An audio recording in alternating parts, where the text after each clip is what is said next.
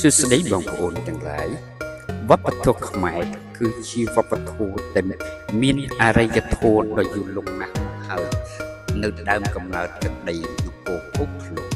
វប្បធម៌ខ្មែរមានដើមកំណើតអំពីជនជាតិឥណ្ឌូនេស៊ីនិងម៉ាឡានេស៊ីជាអ្នកបង្កើតឡើងហើយក៏ធ្វើការ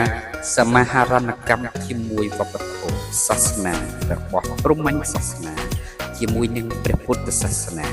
ដែលនាំមកអំពីប្រទេសម្ល៉េះហើយវប្បធម៌ខ្មែរមិនបានចម្លងអំពីប្រទេសណាឡើយវប្បធម៌ខ្មែរគឺជាវប្បធម៌ដើមកំណើតពិតប្រាកដដែលដូនតាបុព្វបុរសខ្មែរបានធ្វើការសិក្សាស្រាវជ្រាវរកអំពីភាពល្អប្រសើរដែលធ្វើឲ្យប្រាង្គប្រាសាទដែលធ្វើឲ្យប្រទេសទាំងឡាយទាំងមូលបានមានការរីកចម្រើនរីកលូតលាស់រហូតមកទល់សព្វថ្ងៃបានបន្សល់ទុកឲ្យកូនចៅជំនាន់ក្រោយជាអ្នកថែរក្សាជាអ្នកទទួលផលម្ល៉េះហើយវប្បធម៌ខ្មែរពិតប្រាកដជារបស់ខ្មែរជាចម្លាក់របស់ខ្មែរជាការរចនាទៅតាមសម័យកាលជាការអាប់ដេតជាការពង្រីកវិសាលភាពឲ្យខ្មែរមានអរិយធម៌រុងរឿងនៅពេលដែលខ្មែរមានអរិយធម៌រុងរឿង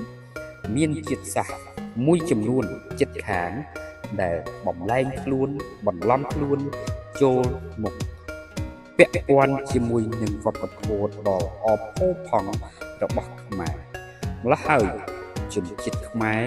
មានដើមកំណើតពិតប្រាកដនៅអាស៊ីភូមិភាគអាគ្នេយ៍នេះយ៉ាងពិតប្រាកដមុនគេជនជាតិដទៃសាសដទៃគ្រាន់តែជាជនជាតិភាគតិចជាសាសដែលមកសុំជ្រកកោនជាសាសដែលមកចងសម្ព័ន្ធជាសាសដែលមកសុំចូលខ្លួនធ្វើជាអ្នកជួយជាអ្នកការពារជាអ្នកថែរក្សាម្ល៉េះហើយការពង្រីកវិសាលភាពការពង្រីកកិត្យានុភាពរបស់ខ្លួនបាននៅក្នុងទំនាក់ទំនងគ្រឹះរបស់វប្បធម៌ហើយគឺសាសទាំងនោះគេបានធ្វើខ្លួនរបស់គេឲ្យកាន់តែដូចជាជនជាតិដើមពិតប្រាកដនៅក្នុងតំបន់អង្គរពិសេសគឺចំណងសម្ព័ន្ធមិត្តភាពរវាងក្សត្រនិងថ្នាក់ដឹកនាំកម្ពុជារបស់ខ្មែរទំនាក់ទំនងជាមួយនឹងអាពាហ៍ពិពាហ៍ជាមួយបុត្រីឬក៏បុត្រារបស់ពួកគេ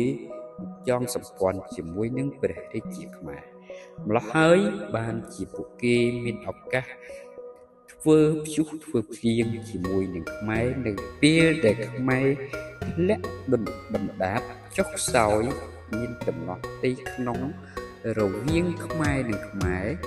ក៏បង្កលក្ខណៈឲ្យមានដំណោះរវាងប្រទេសជិតខាងការពង្រីកកិត្យានុភាពរបស់ពួកគេធ្វើឲ្យគេមានឱកាសគ្រប់គ្រងខ្មែរម្ដងម្កាលដូច្នេះវប្បធម៌ខ្មែរមិនមែនជាវប្បធម៌របស់ជាតិសាសន៍ណាឡើយសូមអរគុណ